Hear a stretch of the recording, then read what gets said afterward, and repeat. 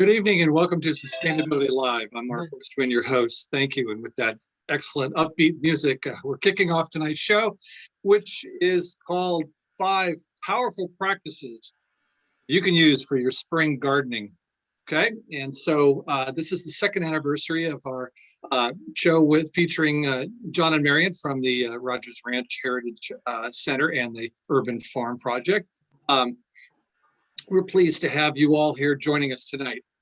As usual, we have Tyler here helping us out, and Colleen will be giving us our credits and upcoming events later on in the show. So we wanted to begin here at spring, to get you guys off to a good start in your gardening. John and Marian are excellent gardeners and permaculture specialists, and we're going to see their garden and get some great tips. So John is an experienced gardener and a gardening instructor, and he's also an instructor at DVC's culinary department. Excellent program over there. Great food. He helps us out with our gala every year. And Marian is a certified master gardener and also a permaculture specialist and a gardening instructor. So we're very pleased to have both of them, John Matheson and Marian Woodard. Thank you for joining us tonight. Hooray. Love your shirt, Marian. Yeah, right. Soil is our common ground. Perfect. All right, well, I want to kick this off with a little background on the Rodgers Ranch Heritage Center and the Rodgers Ranch Urban Farm, two parallel projects. And John, let's get a little background. Sure. And is my audio on? Is it okay? Yes, all good. Okay. Yeah, I'm sitting, pardon the sunshine behind me. I'm sitting here, which just looks like my oh no. Am I back? You're a little hesitant. Sorry, it keeps there you go. It keeps telling. Let me guess. Keeps telling us internet is unstable. Unstable. Okay. We know that one. All right. Well, let's begin. Marian, your audio is pretty good. And John, you can kick in too. Absolutely. Well, good evening. And we're so glad that you've joined us because our goal is for you to have the best garden that you possibly can this summer. But before we jump into the garden, I need to address 3 issues. 1, you've likely heard we are headed back into, if not already in, drought. Mark, I think you said earlier that at least one of the water companies is already asking for a 10% reduction over pre-drought times. I don't know if any of you read Wired magazine, but in the April 15th edition, Mark, did you read that article about the chaparral? Yeah. California has a type of chaparral called chamise. It's all the way up and down the state. And the Forest Service, the meteorologists, the people who study soil and water use this plant as a benchmark for how much moisture is in the soil. We are technically still in rainy season, and we have the lowest soil level, moisture levels in recorded history. Wow. This does not bode well for a lush summer. So as we go through these gardening techniques today, we will be putting an emphasis on what can we do to mitigate evapotranspiration, which means the water leaves and the carbon leaves the soil. The second thing I want to say is, if these are techniques that we have found work here at Rodgers Ranch and at my El Monte Elementary School garden over in Concord. If we say something that you go, what? And you know what you're doing works well for you, carry on. These are like stoplights in Italy. These are just suggestions we're going to give you. Then the third thing we'd like to say is we are so grateful to Pleasant Hill Rec and Park District for giving us access to this land. Without their permission, we would not have any of this to share with you. We are also very grateful to be a part of the Rodgers Ranch Heritage Center. And this is one of the slides that John was going to be hopefully showing you in a second, which is an umbrella organization to the urban farm. Do you have it, John? Tyler, I sent you my slides because apparently the internet is not going to be good here. So maybe you can show them for me. Yes, and I am waiting. I just checked. They're not quite here yet. They're still Okay, well- swimming, I guess. Well, I'll finish off my little thought and then John can finish because he'll do the history of the whole Rodgers Ranch property.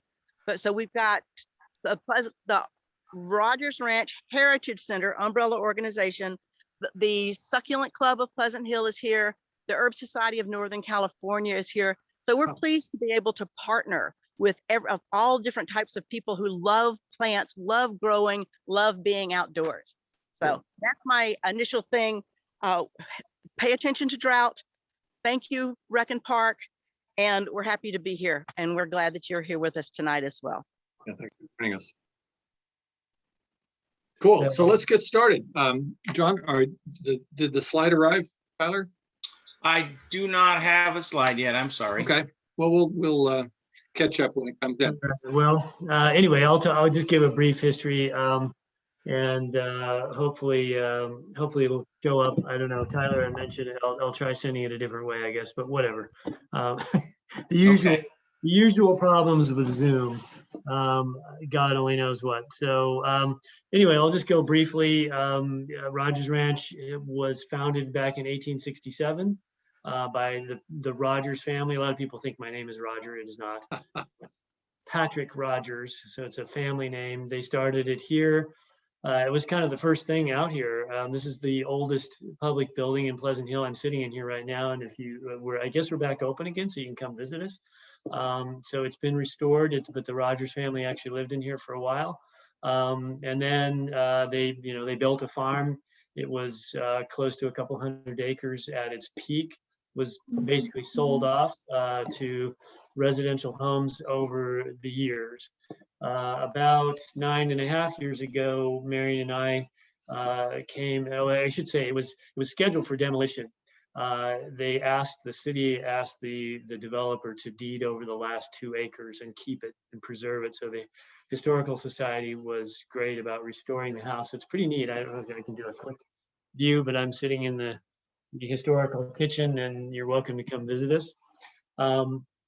Anyway, about 9.5 years ago, we asked if we could rekindle the farm. So what's left of the 2-acre parcel, Marian and I and a whole pack of talented volunteers have turned the farm back on, and we do our best to farm it. So that's where that's so we've got roughly an acre that's cultivated for various things, and we teach here. We teach a lot of classes. It's on the slides if we ever find them. Tyler, I'll send them again while I'm talking. So we teach permaculture classes here. Oh, John, I just got them. So give me a second. All right, we can put them up. It's all right. Anyway, so we teach permaculture. We teach gardening, of course. We teach composting. We teach biointensive. We teach about bees. We teach about vermiculture, which is worms. I teach culinary school here through DVC, which is why I'm wearing my chef's coat, because hey, why not? So we have a variety of activities, and as we get out of COVID prison, we'll be back with some other events coming up, hopefully this summer and for sure this fall. Oh, they're there. That's good. I don't know if everybody on the call tonight has been to Rodgers Ranch before. It's kind of tucked down. It's really right in the middle of suburbia. You'll think when you're coming here that you're getting lost, and then ta-da, the road ends at the Heritage Center. Is oft confused with Rodgers Smith Park, which is related, but you can't get there from here. It's over there on Grayson. So next slide, Tyler. This is what I was just saying. This is what we teach here. There's a video there. Tyler, maybe you can post that YouTube link. This is something I just did for Earth Day. Oops, sorry. Okay, it was a discussion about the finding and preparing of delicious culinary dishes using what other people might call weeds. And I went, and there's a tour through the farm, and also a tour through the kitchens over there with my students, making a couple things out of what people call weeds. And then in the end, I made a cake out of something called stinging nettles. And so you can watch that. That's an 11-minute video if you want to know how much pain you're in. 11 minutes. And then now the next slide, Tyler. So we have a meetup site. If you're interested in coming, we post activities there. We have a Facebook site. We have Instagram, which I'm not very good at controlling, but it's there. And then the Heritage Center has a website. I have a website for the Urban Farm too, but it just crashed because WordPress update or something. I'll be restoring it. So anyway, it's easy to find us.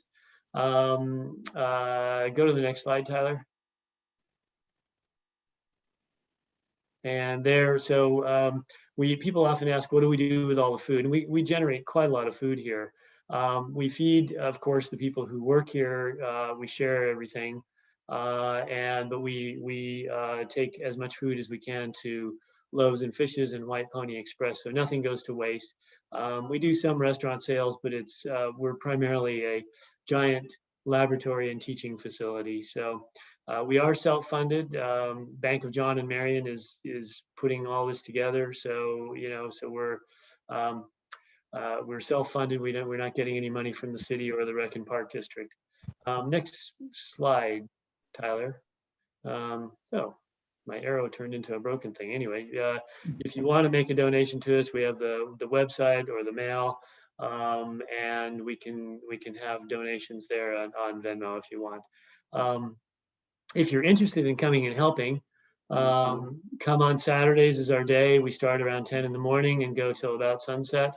If you're interested, come over and take a look, and maybe something will pique your fancy here, and maybe you'd like to stay. Some people do, so it's good. So that's that. Any questions? Tyler, Mark, I don't know, prompt me if I forgot something useful. No, that's you guys are doing good. great work. We do want to encourage, speaking of questions, just encourage everybody to put your questions in the chat as we go along, and we'll feed them to John and Marian at the appropriate times. I just want to say that, I consider Rodgers Ranch and the Urban Farm Center to be institutions in Contra Costa County. It's not as old as the Lindsay Museum, whatever they call it now, or the food bank, but you guys have worked hard to really anchor this part of gardening in our culture in Central County. So thank you. Yeah, no, it's been thanks, Mark, and it's been really fun to do it. We have a lot of people that come and visit now. It's pretty amazing. If you come by on a Saturday, we have achieved what we really wanted, which is a community place to come. And we get a lot of families coming in from the neighborhood. I think we know at least 100 dogs by name, and their owners do, and the kids. So we have a great community following, and people really enjoy coming here. So I hope everyone else that's on here tonight will drop by sometime. Cool. Well, thanks for that great intro. Thanks. So anxious to get started with the topics. Marian, let's get started with the 5 powerful practices. Wonderful. And so Tyler, John's I'm sending you a message. going to come up the hill, and I'm going to talk until he gets here. So I did want to mention just a little bit more about what do we grow here. It's changed a little bit this year because of the pandemic. I've read that now 1 out of 4 families is food insecure. How can that be? So to that end, we are shifting a little bit what we are growing here at Rodgers Ranch and what I'm growing at El Monte Elementary School, because tomatoes are very sexy. We love them. They're delicious. They're gorgeous. They have next to 0 calories. At the end and beginning of any day, a human must have calories to go. So we, yes, are still growing tomatoes and peppers and eggplants and cucumbers and squash, but we are also shifting to beans, to shelling beans, to pulses, because not only is it a great source of protein, great source of fiber, great source of carbohydrates, but it is so much easier on the earth. Our whole goal here, we've got to get the carbon out of the air and get it back into the ground, which is one of the things we'll be talking about tonight. One of the ways we do this is by eating less meat, keeping it more local. And so we are very excited to be able to offer tiger eye and orca and scarlet runner and red ripper cowpeas and all kinds of beans and peas that many people have never seen before, but are dropped to your knees delicious. So if you're interested, coming out, see what we're growing, we'll teach you how. And that's one of the things that we're going to be doing. But that's going to lead directly into how do you plan your garden? Of course, you're going to be looking at your space. A lot of people may not realize or consciously think about this year is different from last year from the standpoint of how many trees got taller in your area, in your neighborhood, in your neighbor. How many trees got taken out? Did bushes grow? Did bushes shrink? Did your water supply change? Do you now have a new urban pathway you didn't have before? So you want to take stock before you start to plant this year of, has my sun changed? Has my water situation changed? Has my soil changed? Did I grow a lot of really hungry plants last year and I haven't replenished my soil? So am I going to need to do that? That said, how are we going to replenish the soil? So John, do you want to do seed saving first, or do you want me to go ahead with this? I can go in and just show the green. Okay.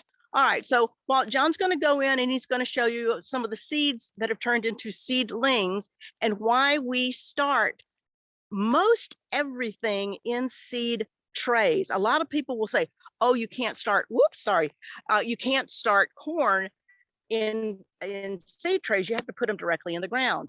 That's going to be another one of my, if you tried it and it didn't work for you, have that putting straight into the ground. But we like starting everything in seed trays because we have so much more control of them. But John's going to tell you more about that. Okay, apparently I'm going to be narrating, but I can't see what John is seeing. So we'll do this by Braille. Yeah, for those of you watching, notice that Marian's talking in one box. John is taking us on a tour of the greenhouse in another box. So there you go. Now it's the featured. There, now perfect. we see it. So There. you're gonna see, I unmuted, so there may be echo. Anyway, I'm just showing, this is how we do all of our plants.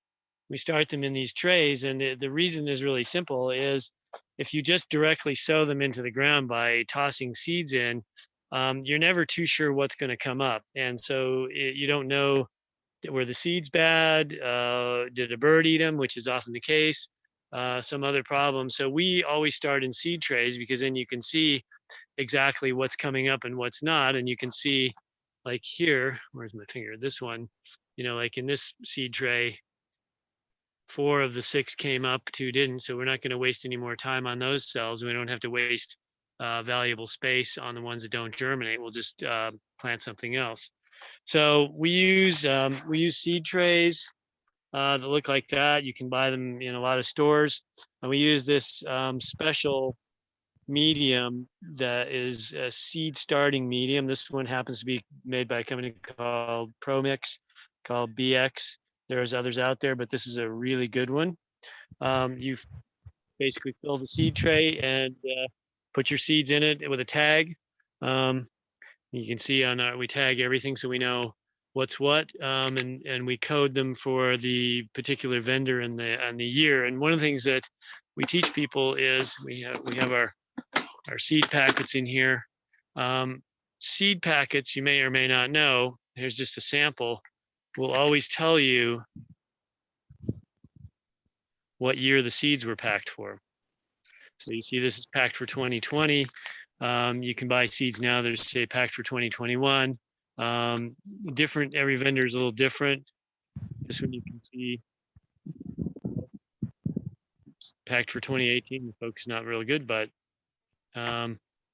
anyway, so there you go. So every seed packet is a little bit different, and different seeds last longer. Things like lettuce seeds go away more quickly. Of 2 years old, they probably don't germinate very well. So anyway, you go ahead and seed them in. Obviously keep them moist. I have built a whole irrigation system in here to mist them, so they keep nice and moist in here and inside of our greenhouse, which by the way is all built out of no glue and things that I assembled out of leftover shelving from the culinary school. So anyway, that's that. It's pretty simple. And then when they get to be a size about like this, time to get them in the ground today. So we were busy planting today. These are a bunch of zinnias we're going to plant and lettuces, and so we're rock and roll. If anybody's interested in learning more about this, please drop by. We've got a ton to plant. I'm going to go to another location and show more. But Marian, I can hand it back to you. Okay. Question, John. Is there any problems, sanitary wise or whatever, in reusing those potting 6-packs or containers from previous planting years? No, because we wash them out. Okay. So yeah, and we even dip them in hydrogen peroxide Okay. to make sure that there's no virus in there. So yeah, you could get a little bit of sometimes something called damping off, where sometimes the plants die if there's things in there. But the other part of it is it's so hot inside of here that we don't have that much trouble. Okay. The one thing I would like to add to what John said is, if you are an apartment dweller, for example, and you're looking, it's like, oh my gosh, look at all those seed trays. I am never going to need that many. It's pretty easy to find just 1 or 2 cell packs. You can even go to the nurseries. When we first started and we didn't have 2 pots to rub together, we would go to the nursery and say, could we have some of your leftover or your thrown out pots or seed trays? And they were very generous about giving us. So I'm seeing a question with seed starting, any pro tips on, and then I lost it.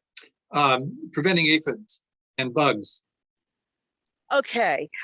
From being attracted to your seedlings in the context of the seedlings. Yeah. There is a wonderful Chinese proverb that says, the garden's best fertilizer is the gardener's shadow. And I take that to mean that if you are watching your plants well and quickly, you can usually find the aphids, find the fungus gnats before they can start doing any harm. Aphids do love seedlings. They do love basil. They do love pepper. Any of the nubile growth, the aphids and earwigs get really excited about. Watch them carefully. That would be my number one thing. You don't have to spray them with all of these chemicals. If they're small, my fingers, and I love it. I like to think maybe I'm giving the plants a little baby bit of a massage, but also you can also get a sponge. You can use neem oil if you have to, but be careful because that can burn tender leaves. A little spray of water also. So yeah, I love, Colleen, that's such a great idea. Do a garden walk, because not only are you looking at all of your seedlings, your plants, but it's a very meditative place to be. And if you're walking slowly, you see a bloom that's popped out, or you've seen a fruit that's starting to ripen. So it's a pretty joyful place to be. And especially as we come out of COVID, I can take all the joy. I want all the joy I can get. Cool. So what's your next tip? I think John's trying to talk again. Oh, okay. I'm trying to, I don't know. Am I on? Yeah, you're Yeah. on. There you go. I was just trying to say that with seed trays, they're not in there long enough to get too many bugs. So they go right out. So it's really not a big issue. Here's another question with respect to watering things in that environment or in seedling trays, and it kind of applies to bigger, more established plants. I've heard that furry leaf plants don't like to get their leaves wet. Is that true? So you'd want to water them from underneath, perhaps? Oh, Mark, I love that you asked that question, because the most common 2-word answer to any gardening question is, it depends. So that there is absolute truth in that statement. One of the things you want to consider when you are planting your tomato plants, for example, not that they have the furriest of leaves, but you want dew off of a tomato leaf as fast as you can get it. So you want to plant your tomatoes where they can get early morning sun. Oh, okay. If underwatering is an option, yay, that's always great. But you're also going to be doing foliar feeding throughout the plant's life, meaning you're going to get a little squirt bottle or a Hudson sprayer or a chameleon sprayer or something that is going to have both water and sort of plant vitamins like compost or vermiculture, or even a kelp meal or a liquid kelp or something that you are going to want to get the leaves wet. That's best done in the morning so they can dry. Even for squash, the furrier leaf plants, squash and cucumbers? Wow, okay, good to know. That's the tip I was looking for, is put them in the sun. Yeah. Yeah. But Good. also foliar feeding for sure. Even UC Davis says that if you are foliar feeding your plants with compost tea, with kelp, with fish and bat guano, yeah, that's right. You can expect a 20% decrease in pestilence and a Wow. 20% increase in plant vigor. And the Wow. reason for that is as the water evaporates off of the leaves, it's leaving behind a dried film of nutrients and of protection for that leaf. So by all means, you need to be foliar feeding at least once a month. That's a very important tip. Didn't know that. Thank you. Cool. That's why we're here. Right. All right, looks like John's moving somewhere. What's next? I can take guilds. You may be you may be familiar with a Freemasons guild. So a guild is simply a group that supports each other. So for us with plants, we want to plant plants. This is beyond companion planting. Yes, basil grows well with tomatoes. These are plants that are going to physically support each other above and below ground. So let's take, because we're headed into summer, let's take a tomato. That's going to be our central plant. This is going to be our central element. So around the tomato, absolutely, we can plant basil. They are synergistic partners. We also maybe want to plant a pepper because that's kind of known as the pizza guild. Maybe you want to plant borage, which is going to attract beneficials. Maybe you want to plant nasturtiums, which are a trap crop, which means, oh yeah, can you see John over with the, or maybe I can even turn it. You got it? Okay. Borage is a little, it can get to be a pretty big plant. It's the one John's standing in front of now is about 3 feet tall, maybe a little more. You can eat the whole plant, the leaves and the flowers, the Italians do. But what we do primarily here is grow it for the beneficials. Those flowers each taste like a little piece of cucumber. It's also phenomenal for the compost pile. It's great biomass. It breaks down very quickly. It's got a lot of nutrient value for compost. So borage is a great companion plant. If you can think about this fast enough, which lets me out, if you can plant your tomatoes where your garlic and onions are, of course, those are different time plants. Your onions and garlic are going to go in September, maybe the 1st of October, or October, maybe the 1st of November. Borage, B-O-R-A-G-E is the name of it. And it's kind of furry, it's kind of fuzzy, but kids tend to love eating the blossoms. And I wish I could give you a better picture of it right now, but it is just popping in the twilight. So look at your herbs. John had his camera on it, and so we saw a close up of it. Okay, good. And I just realized I'm decapitating myself. What else do you want around your tomato? You probably want some sort of mulch. Mulch performs a couple of functions. One, it keeps the weeds down, and two, it prevents so much evapotranspiration, meaning the water's leaving. But another really awesome thing it does is it regulates soil temperature. In the summer, it's going to be cooler. In the soil underneath the mulch will be cooler. In the winter, the soil underneath the mulch will be warmer. So it's great at regulating. What type of mulch am I talking about? It depends. It depends on what you're growing. You will not put wood mulch around lettuces. It's just not going to work. It's way too fungal a load for your bacterially driven lettuces. But if you are using larger, more established plants, you can get away with the wood chips. What we will use for tomatoes, because we're planting them 2.5 to 3 feet apart, we'll lay down burlap because it keeps the weeds out. It's helping regulate the soil temp. And bonus, cats tend not to like to walk on it. So we do have, hold on, John, I think you may have gotten kicked off. Anyway. Okay. I think maybe he just turned off his camera for a second. Yeah, he's coming back. Okay, that could be. All right, let me make sure I'm Hey, staying on top. Marion, Marion, Yes. repeat that. What don't cats like to walk on? Canvas? Yeah, they do not like walking on burlap because Burlap. it's the jute Oh, fabric. yeah. Their claws kind of get hung on it. So that's something we learned just accidentally, but it's like score. And where do you get burlap? There are roasteries. There's one up in Benicia. If you know of a place that roasts their own beans, they're going to be getting a lot of burlap bags. They are told, do not put them in landfill, because when those burlap bags go through the big grinders at the landfill, yeah. it completely gums up the works. So we use burlap as many times as we can. It can be used as fresh. Matter of fact, John, I don't know if you want to take over, but the tomato beds we have down here have burlap all over them. I mean, well, not all over them, but all around them. All right, so we've covered, so you've got your tomato guild, you've got your herbs, you've got your some of your insectiary plants like your Oh, there you gourd. go. That's nice burlap.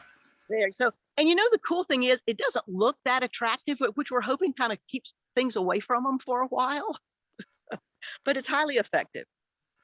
If you can, you're going to want to put oh, I'm sorry, John. Okay. Do you have one handy? Okay. You also want a nitrogen fixer. Some of our plants in our plant kingdom are just magical. They have superpowers. And one of the superpowers we have would be edamame, soybeans, anything in your bean or pea family, or clover.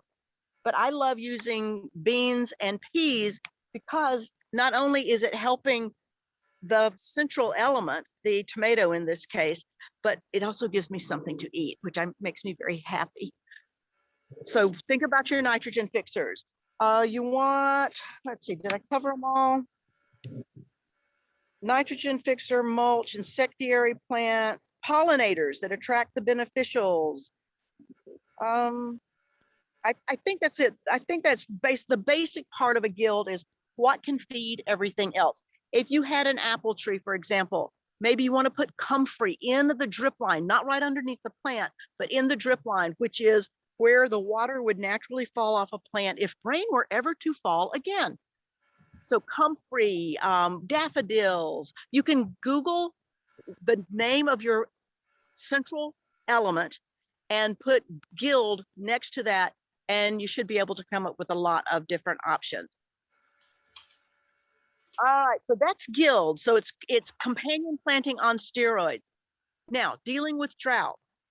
If we can start wending our way more toward perennials like that apple tree, like a fig tree, like we've got mulberries, we've got any of your edible trees, if you can start putting guilds around, they will actually help protect the water that's in the soil, which leads me to probably everybody here has heard of the Three Sisters.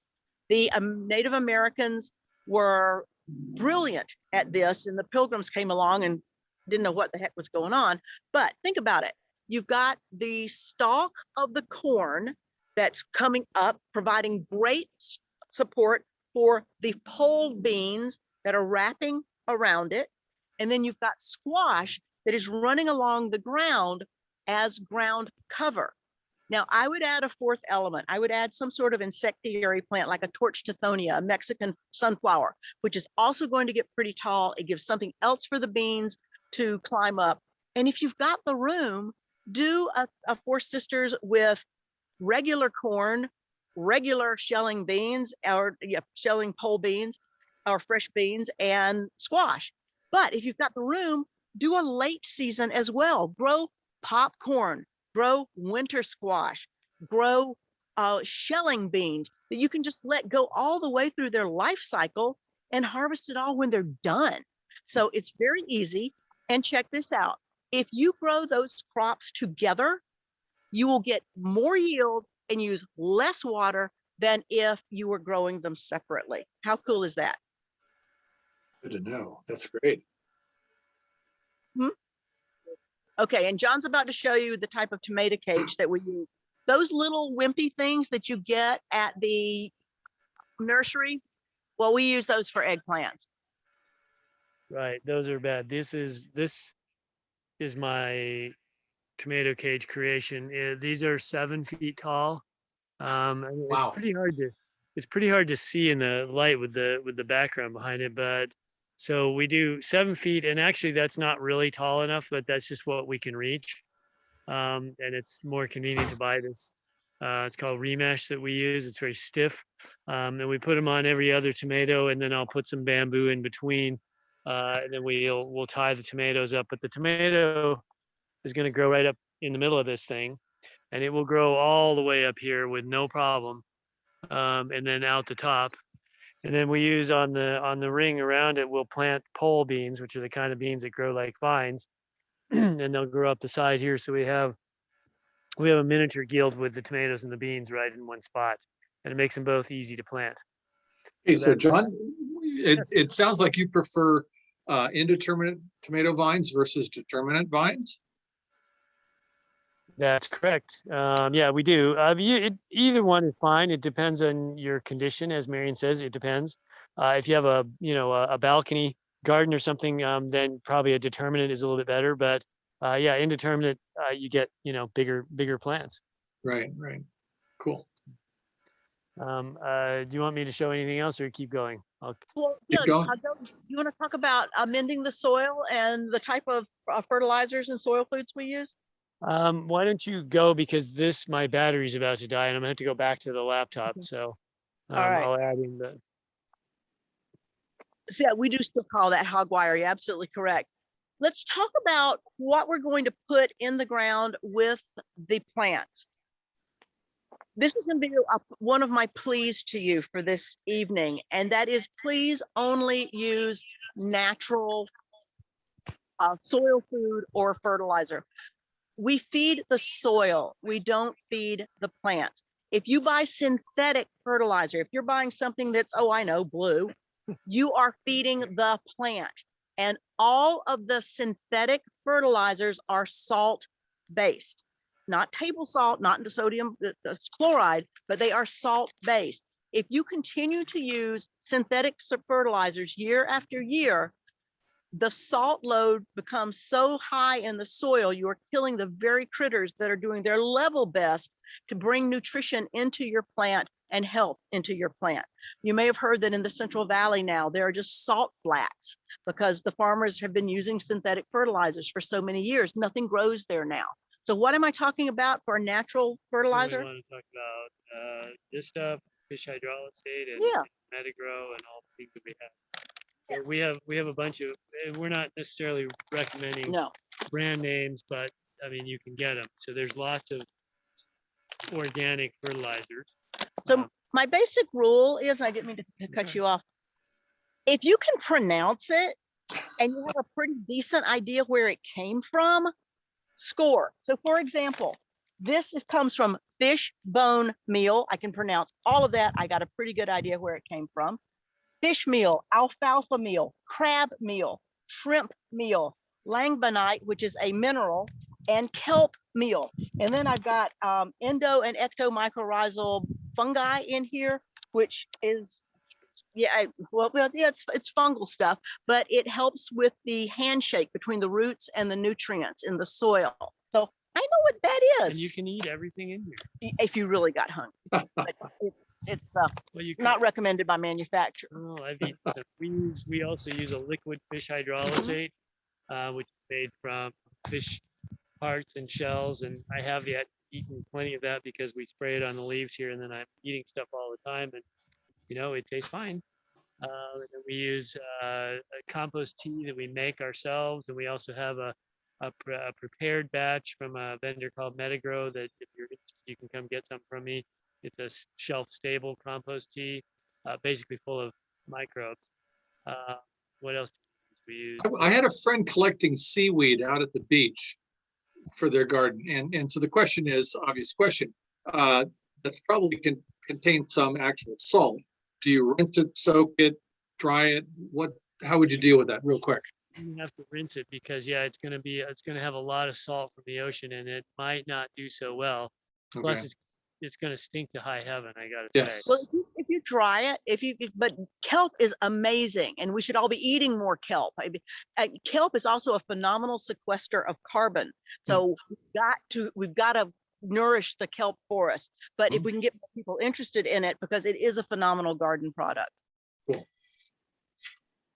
Good. Yes. Compost And, Yes. and vermicompost, the worms. worm poop. It is fairly common knowledge that you can get municipal compost free. It's given away a couple of times a year in non-COVID times. Be very careful using municipal compost unless it's for landscaping. Landscaping, fine, but you just don't know where that compost has been. Even though it's rated OMRI, it's supposed to be organic. Well, everything's organic. If it is or was alive, it's organic. But not everyone is as conscientious as you are on this call. You don't know who's put their dog poop in there or their paint cans or whatever. So yes, the municipal antidepressants. Oh yeah. So the municipalities will get their compost up to 180 degrees, which is going to kill off a lot of stuff. But the master gardeners in Napa County, this is probably about 5 or 6 years ago, lost their entire crop of fundraising tomatoes because they were using municipal compost, and apparently a golf course had put their lawn shavings in there, and golf courses use such crazy chemicals. Some of those, they don't even have a half-life yet. So there's no way you're going to know how long that's going to affect your compost. So we make our own. So we make our own, and hopefully you will too. And if you want to learn, we'll have some classes probably this summer on doing something called thermophilic composting, which is a fast way, and we won't be able to go into it tonight because I'm seeing we're getting close to the end. It's getting dark. If you're interested in learning a fast way of compost usable, we can teach you the thermophilic method, which is requires some assembly, but it does work really, really well. So along the lines of using stuff, in making compost, this isn't a composting workshop, but when we first started the community gardens in Contra Costa, there was a Martinez garden, and a good-hearted woman went out and got some straw from a stable and some manure and everything else, shared it with everybody, and sowed the entire place with Bermuda grass. And she was, persona non grata very quickly. Does compost get hot enough to deal with Bermuda grass sprigs or something? I think Bermuda grass is the cockroach of grasses. It will after the thermonuclear warfare annihilate everything. Bermuda grass will be the first thing that's coming up and says, "Hi, you can't." Nothing is hot enough to kill. Right. Okay. So basically, be aware that when you get stuff from different sources, stay away, like lawns that have Bermuda grass or stables where it's infiltrated. Yeah, good point. Okay.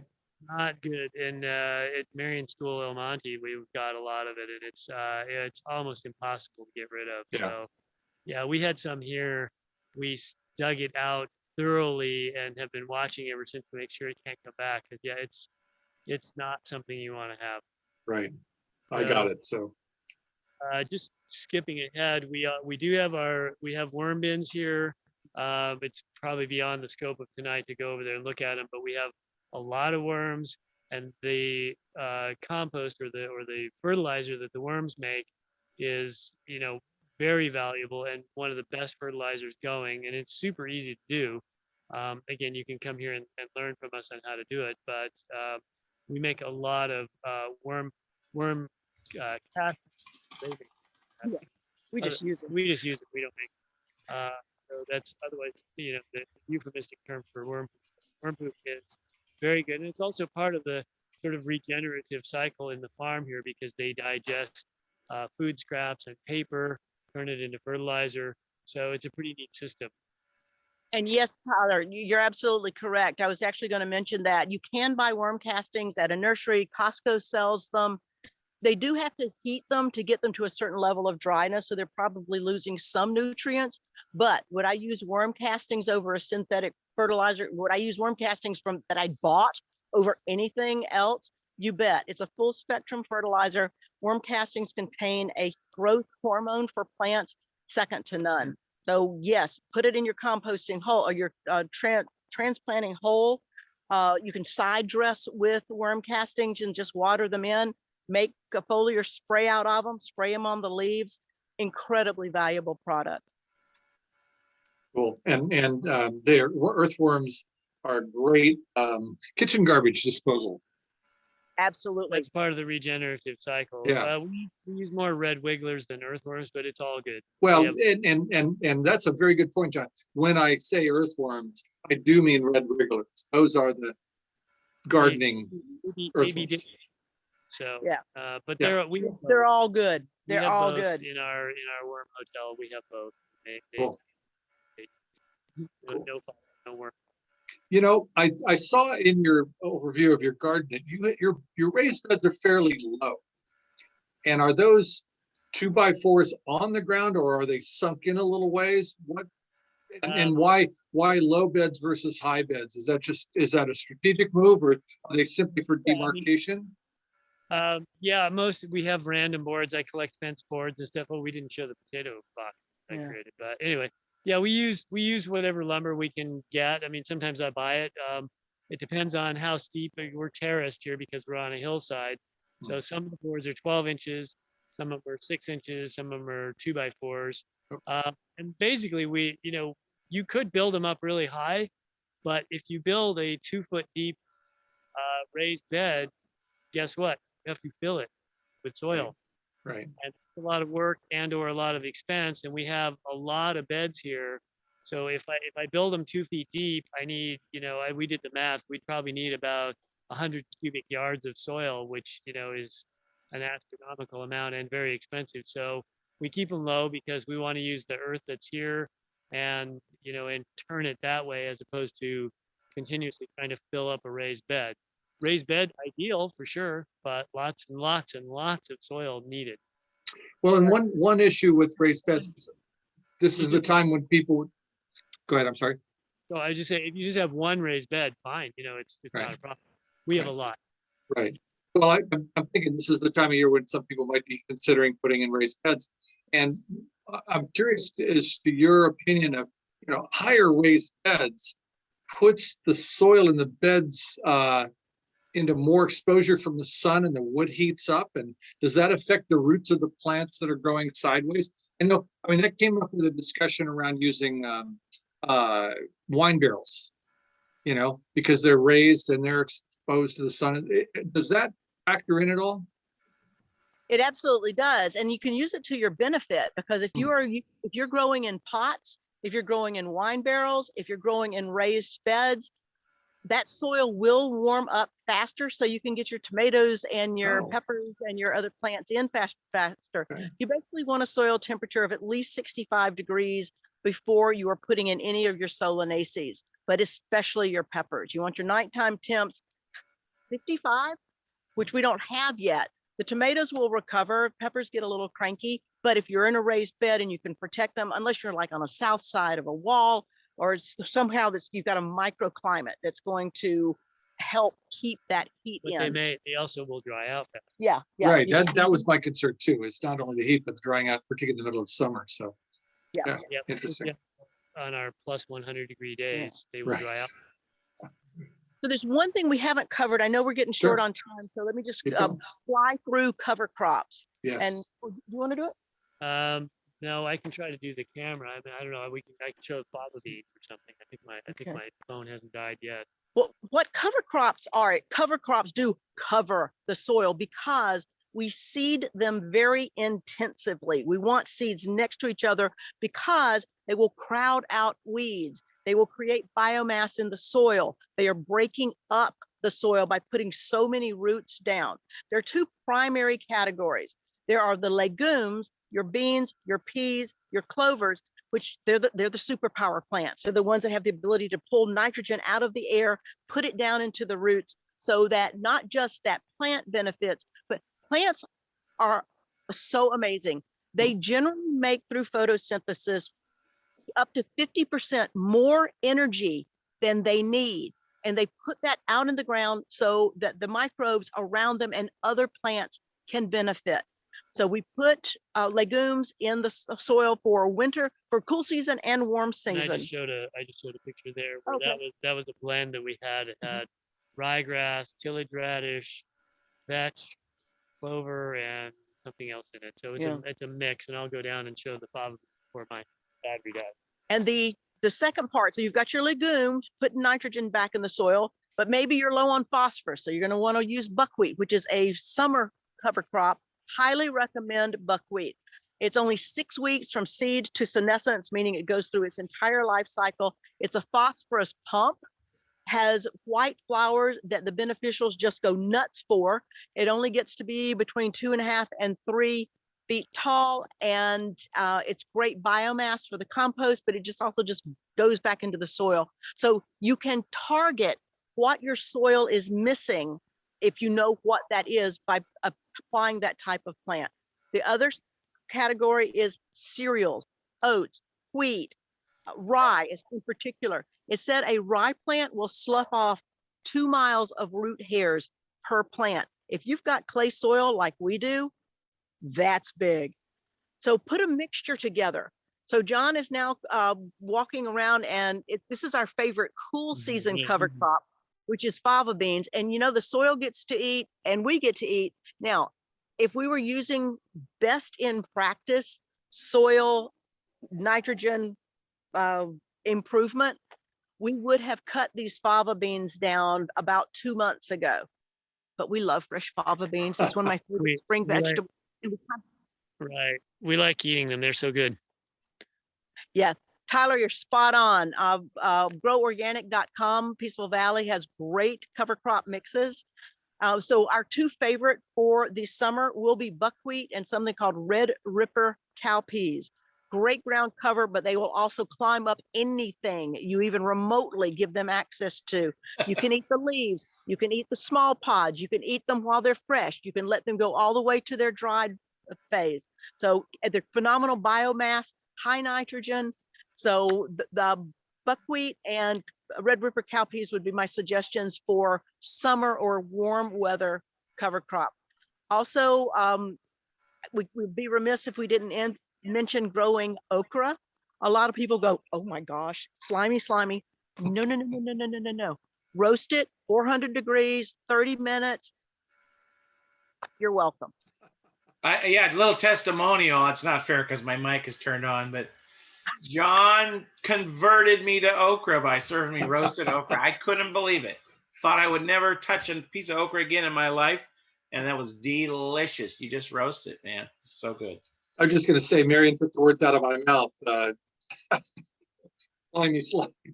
No, try roasting. Yeah, but I'll try that. it's not. And also, if you watch the video that I put a link on there, there's another plant. I show you how to make something else. Yeah, your audio is a little breaking up there, John. Breaking up a little, John, but we get the idea. It's in that video that you mentioned earlier. Yeah, we will send the chat to everybody, so you'll have all this. So Do you roast the okra whole? Yes. All you do is just rinse it, put it in a salad spinner and just get the moisture off of it. Throw it on an ungreased cookie sheet. There's nothing simpler than this. No oil. No oil needed. Just throw some sea salt on it before it goes into your mouth, and you're going to be a happy woman. Great. Awesome.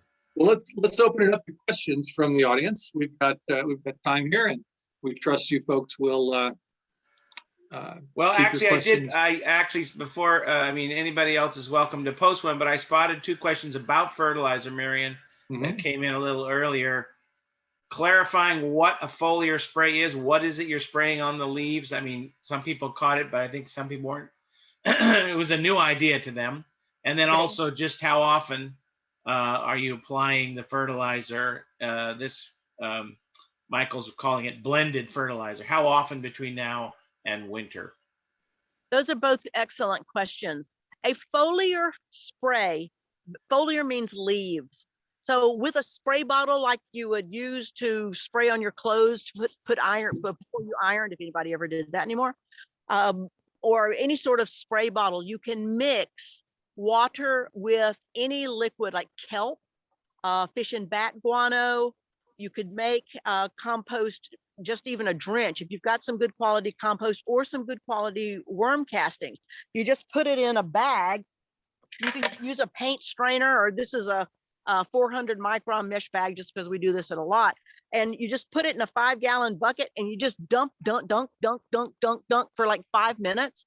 And then you can put that in your spray bottle and you go and you spray the underside and the overside of the plants. If you can do that once a month, your plants will be singing the hallelujah chorus. As far as side dressing or adding fertilizer into the soil, you can do that once a month as well. And what you do there is you use the drip line of the plant, or if you've got plants planted in a row, make about an inch indentation at the drip line, just all the way down. And if it's close to your drip irrigation, so much the better. Put in a sprinkling of dried fertilizer of the soil food, cover it back up and water it in. Your plants will thank you. If you can put on the calendar once a month from the time that you have planted, that's even better. We're doing on our seed trays roughly once a week, because Right. in the seed trays, they need more nutrition. So I sprayed yesterday. I'll do it again tomorrow with liquid things, compost tea, gonna go on the leaves. Speaking of watering and leaf moisturization and so forth, I want to clarify for the audience the appropriate use of recycled water from the county's waste treatment. You know, I see Central people going sand, there, from Central know, Sand. filling up their containers and bringing back. Landscape use only or garden use? Or both? Depends on where you're getting it from. The Marian's thing is it depends. Contra Costa. Yeah, I'm not sure if that is good news for plants or not. I'd be a little worried about it. Okay. But I know people are doing that. Now we have a rainwater catchment thing here that we use for seed trays.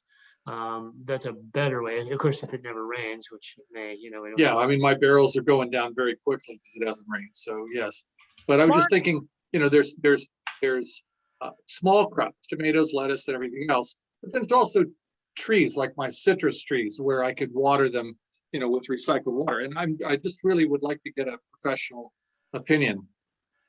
Well, my opinion will be what you're paying for it tonight, but I would not use it for lettuces. Anything that's pretty close, any leaf driven, I would not use it for, but for fruit trees, absolutely. Cool. Yeah, And because the leaves are going to eat, and there's potentially toxins and medicines and stuff. Yeah, or stuff you don't want to eat. Yeah. Okay. Cool. Other questions from the audience? Looks like we cleared the chat thing, so. Yeah. Well, Good. we did have a question about a particular compost recipe. I think Christine wondered if she had a recipe that was designed for soils with in the Pacific Northwest, calling for lime, where we have alkaline soils here. So would it still be usable? Am I asking it right, Christine? Yeah, I think pretty much got it. The recipe for my slow release fertilizer was cottonseed meal, bat guano, fish and kelp, and a little azomite. But it was just designed for the acidic soils in the Pacific Northwest from this book I got it from. And I recently read that if a plant doesn't need the lime, it'll just leave it. Well, I know gypsum is a good buffer that helps stabilize pH in the soil. And it's also a compound that encourages the clumping of the actual soil modules in clay soil, creates humus a little bit better. And so you can get gypsum down. It's the same stuff they mark off ball fields. So. Oh, yeah, I was right. just spreading gypsum here today. So Because we have a lot of clay, which is very annoying, but it is what it is. So, Clay, yeah, Yeah. clay is acidic, I believe, so. Yeah. Yeah, Cool. well, it's dense and hard. yeah, that too. John, would you ever add sand to clay soil? We have added a little sand here as a way to make it a little more friable. And the only thing is we're having to make sure that it's rinsed because again, we got sand once it came from the beach. Oh, And it was too salty. And that didn't work so well. So we're cautious, but we do add a little bit of sand. Of course, in the end, everything washes through and you get clay right back again.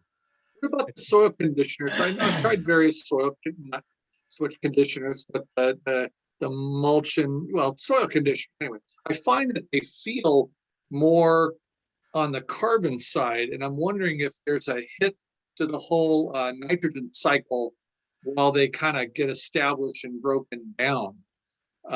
Or do you need to put that in along with green stuff to balance it out? I'm gonna let Marian answer. Mark, that we're getting into some pretty decent chemistry now. And it's going to be a longer, I'm happy to have that conversation with you, but Okay. I think in an interest of time, I mean, this gets me very excited. Well, 25 words or less. If you were stirring in a whole bunch of stuff from Home Depot, the soil conditioner, is it balanced enough that you can plant immediately, or should you put it in and let it mellow a bit and maybe add some more nitrogen sources to that? Yes or no? It depends. Okay. Yeah, I'm struggling with how to answer that because Okay. because it raises so many more questions and other Okay. things I would just love to tell you. If you buy anything from any big box store or even any nursery and you're going to put it in your soil, the first thing I want you to do is smell it. If it doesn't smell like forest floor, I want you to Mhm. open up that bag and I want you to air it before you put it in, especially if you're buying compost. Right. If it smells hot, if it smells, woo, that's really strong, don't put it in your soil and immediately plant on it. Right. You can work it into your soil, but let it sit for a There you while. go. Right. So I'm thinking of the word conditioner is such a loaded one for me Yes. because I would need to know, why are you conditioning your soil? What condition are you trying to ameliorate or improve? And so that would depend on the type of conditioner and what I might want to add. Now I can tell you, just as a basic rule, if you are growing annuals, your soil amendments are probably going to be more bacterially driven. If you are planting fruit trees and perennials, those are going to be more fungal driven. Can you slant your compost toward bacterial or fungal? Absolutely, you can. But when you buy compost, you don't have the luxury of knowing exactly where that is. Boy, that sounds like an entire show in itself, right? A chemistry of gardening. Yeah, well, I appreciate that. Thank you very much. Because again, we buy our seedlings, sometimes some of us buy some plants at Home Depot and there's all that stuff. And just want to make sure that we all understand the proper use. And I can understand that that's a deeper subject. So other questions? I answered Go a ahead, couple John. questions in the chat. I got remesh at Whitecap Construction Supply. They do have it at the Home Depot, but they don't have 7 foot tall usually. So I ordered from a construction company, which is over there, and it was modestly expensive, but I bought a huge roll of it, and it weighs a ton, and I have scratches all over me because I get cut regularly on it, but it's pretty cool stuff. So that's one place in there, but usually construction supply houses have the 7 foot tall rolls. It comes taller, but again, you have to be able to reach it. So Yeah, the one I saw at Home Depot was maxed out at 5 feet tall. So I think you're right. I don't know whether you know this. I'm just curious. Is there still a feed and grain supply place in Contra Costa? I know there was one down in Alamo Danville, and there's one in Clayton. Are they still in business? On Hookston. Yeah, it's called Concord Feed and Supply. Concord Feed and Supply. Okay. Yeah, they don't sell remesh though. Okay. So no, go to some construction place like that and ask them, call it. You have to order ahead to usually to get 7 foot. The other question that's in the chat is, was asking about sheet mulching. And yeah, and I did one, we just took sheet mulching off one of our beds. We had it down for about a month and it worked really, really well. We had the black side up so that we'd catch more heat. And it completely annihilated everything underneath it. But it takes a while, you need like a month. You can't just put it down, for a day and then, oh, ta-da, I'm done. Stuff grows right back. So, but it is very effective. Cardboard is good too. I have, special stuff called silage tarp that is plastic and it's black on one side and white on the other. You can order that from places like Greenhouse Megastore, but it works. It does, yeah. But you need time. Cool. Well, once again, last call for questions. I just answered the question about determinate and indeterminate vines. And the other thing about indeterminate, isn't it that all the fruit is ripe at once versus over time? No, they will grow. Right, he's right. A determinate is a certain, it goes to a certain height, and usually the fruit becomes ripe at once, and which is a great advantage if you want to be canning tomatoes, if you need to be able to tell about when that crop's going to be ready, so you can get it out of the field or out of your garden to put something else in. Right. But they'll usually keep going. But we just use a lot of indeterminate because we want to experiment and go on and on. So and also they grow taller, so it's more fun. So cool. We got a question here about herbs. You guys can read that. Herbs tend to allow the greatest number of harvests in one growing season. What herbs? Well, I would say perennial herbs, right? As opposed to annuals. Yeah. Right. They grow. They keep going because you just keep replanting them. So parsley is pretty prolific, and it's a biennial. It grows over a 2-year cycle, so you can keep it going. Let's see. Good. I don't think I'm looking at the question about are there companions. I'm not aware of any. Herbs, I think, can pretty much cohabitate in a small space. Yeah. If you saw me walking around our herb spirals up there, we have a bunch of different stuff in there. I'm not aware of anything doing now. Thyme and oregano will cross-pollinate and go everywhere, which we now have oregano for. Naturalized, yeah. We have a natural lifetime supply of oregano. It's coming up everywhere, but whatever. It's it's not hurting. That's borage will self-seed in your yard, and stinging nettles if you.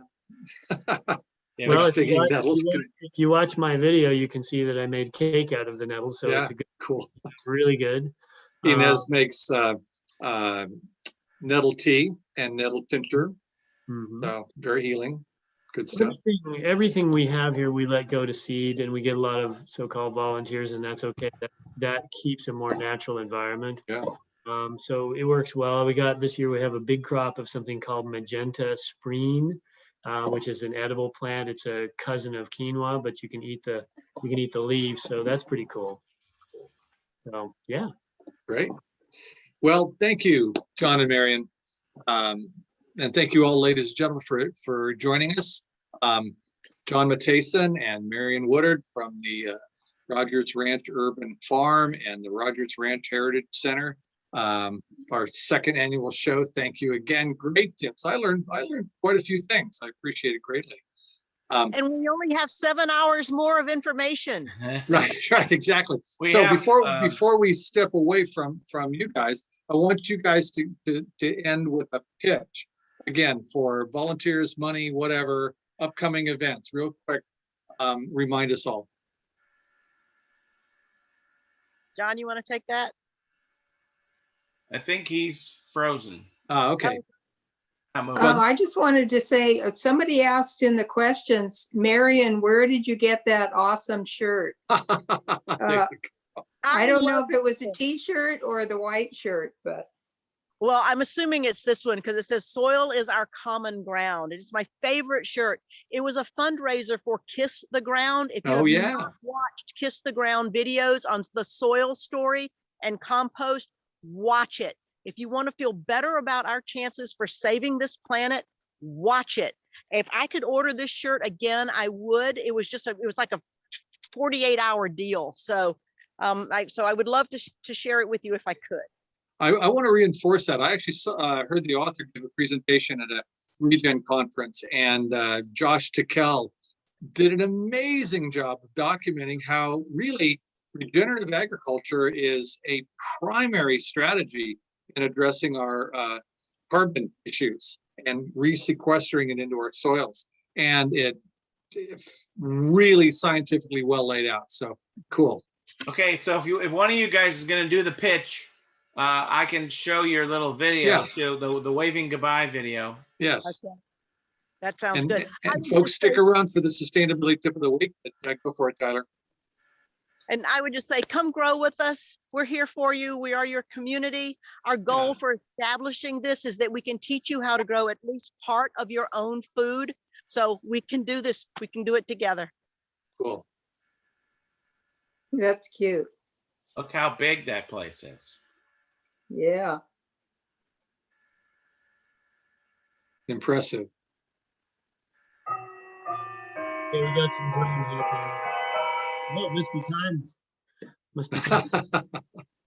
Well, I think we're going to put a slide up at the end of the show with the Rodgers Ranch URLs and so forth. Tyler, Yeah, right? we'll have some contact info for them. Cool. Yeah, Great. that'd be great. You know, since we, unfortunately, a lot of you know, we normally have the big spring expo, but obviously with COVID, we couldn't do it. And so that being the only time of year we actually raise money to run the little farm here, we're hurting, but we'll try to come up with something. I'm hoping maybe we can do a big summer barbecue or something, Cool. which would be fun. So people are asking, I just got to wait and make sure that we don't become a spreader event.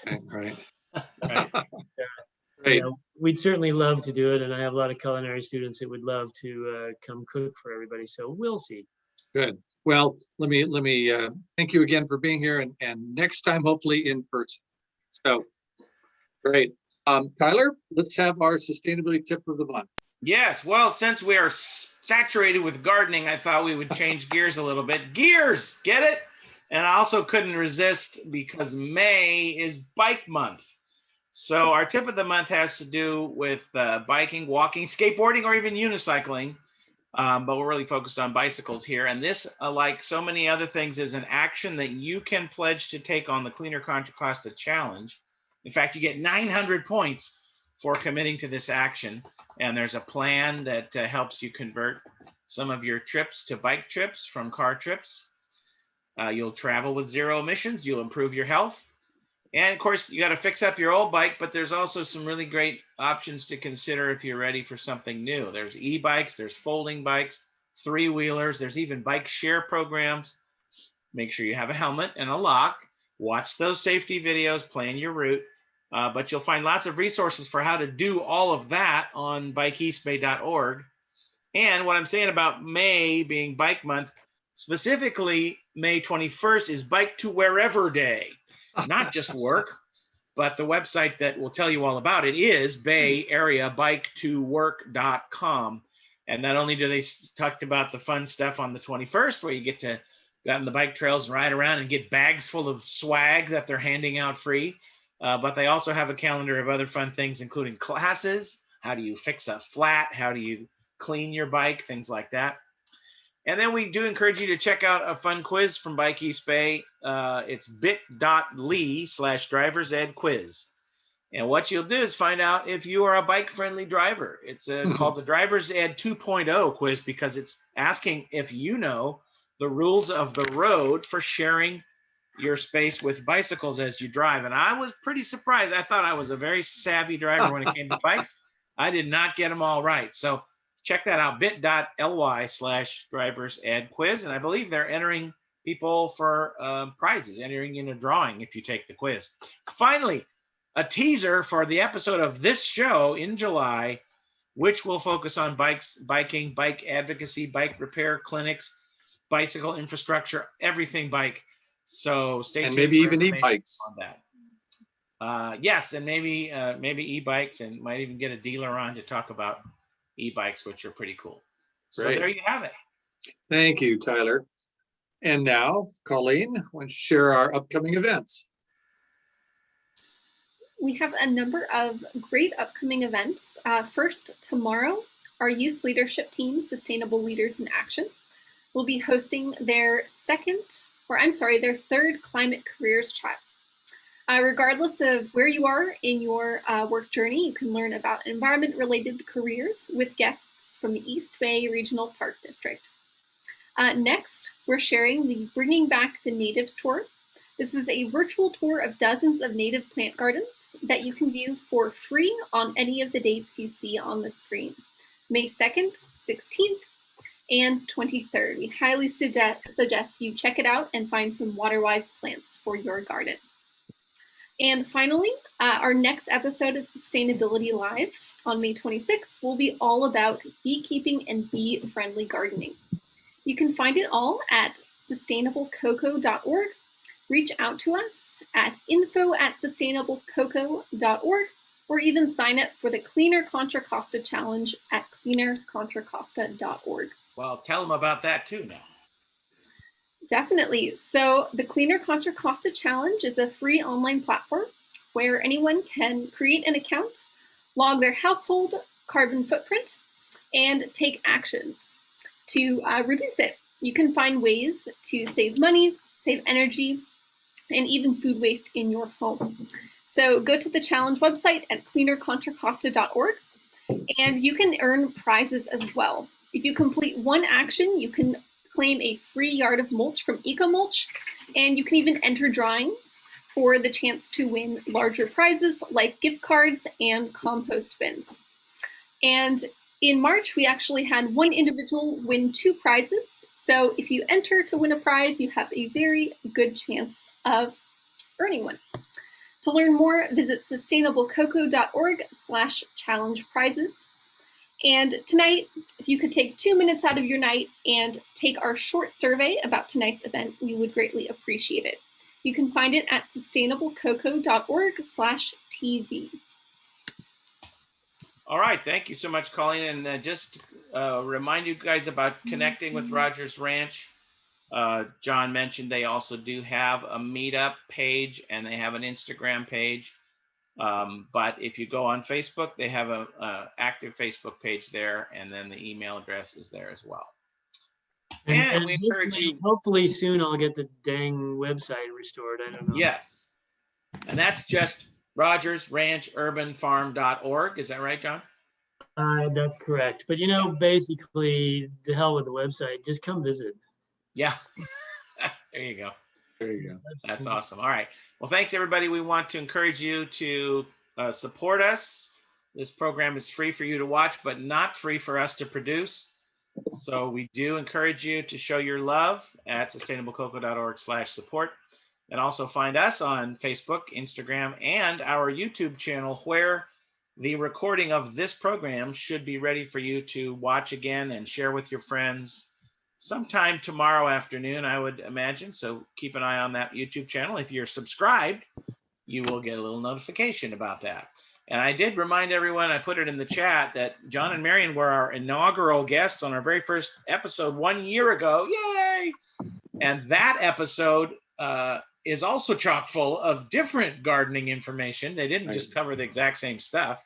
Right. And all of it is still relevant and applicable and useful and chock full of good stuff. So the link is there in the chat, but also if you visit that page, sustainablecocoa.org/TV, we have a link to every episode, all 12 of them going back through this past year of Sustainability Live.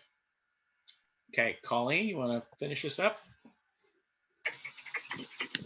This has been Sustainability Live, a production of Sustainable Contra Costa, presented as part of our community education and outreach program. Our goals for this show are to provide you with useful and timely information about all aspects of living sustainably, guided by the 10 One Planet Living Principles, and to provide an online community for sharing information and learning together. I'd like to thank our sponsors, Central SAN, Mount Diablo Resource Recovery, Contra Costa Green Business Program, MCE, the cities of Antioch, Pittsburgh, Martinez, Moraga, Pleasant Hill, and Walnut Creek, Republic Services, Contra Costa Water District, EcoMulch, Recycle Smart, and Contra Costa Center Transit Village. I'd also like to thank tonight's volunteer crew, producer Gotham Safasan, director and host Mark Westwind, and technical director Tyler Snordham Phelps. For more information about One Planet Living and all of Sustainable Contra Costa's programs, activities, and special events, please visit our website at sustainablecoco.org. Your support is always welcome. You can also make a donation on our website. Thank you, Colleen. And a particular shout out again to Gotham, our producer, who makes all the connections with our guests. And Tyler, thank you for your technical support. Ladies and gentlemen and guests, John and Marian, thank you much. We'll see you next time. Good night. Thank Thank you. Good night. Bye.